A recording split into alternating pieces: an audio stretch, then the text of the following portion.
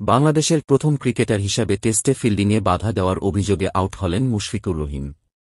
যা নিয়ে মিরপুরে নিউজিল্যান্ডের বিরুদ্ধে দ্বিতীয় টেস্টে হইচই পড়ে গেল। বাংলাদেশ ইনিংসের ৪১তম ওভারে আউট হন মুশফিকুর।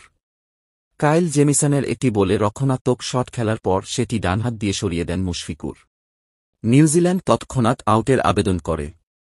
তৃতীয় আম্পায়ার আহসান রাজা তাকে আউটই দেন। মুশফিকুরের সমালোচনায় মুখর হন তামিম ইকবাল। বাংলাদেশের প্রাক্তন অধিনায়ক বলেন, ৮০-র ওপর টেস্ট ম্যাচ খেলা একজন ক্রিকেটারের জানা উচিত এটা করা যায় না। প্র্যাকটিসের অভ্যাসে অনেক সময় এরকম হয়।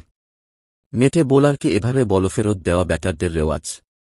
হতে পারে মুশফিকুর অসচেতনভাবে এটা করেছে, হাত বাড়িয়ে ফেলেছে, কিন্তু সেটা কোনো অজুহাত হতে পারে না। কিন্তু অনেকে প্রশ্ন তোলেন, কেন অবস্ট্রাক্টিং দ্য ফিল্ড নিয়মের আওতায় আউট ঘোষণা করা হল মুশফিকুরকে? কেন তাকে হ্যান্ডল দ্য বল বা হাত দিয়ে বল থামানোর অপরাধে আউট দেওয়া হল না? ঘটনা হচ্ছে, আগে ব্যাটার হাত দিয়ে অন প্লে বলকে থামালে তা হ্যান্ডল দ্য বল বা হাত দিয়ে বল থামানোর অপরাধ হিসাবে গণ্য হতো। কিন্তু ২০১৭ সালে সেই নিয়মে বদল হয়।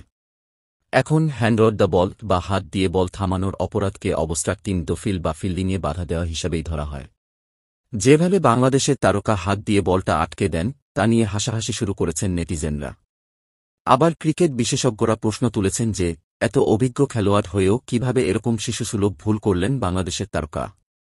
দর্শক, এখন এই পর্যন্ত।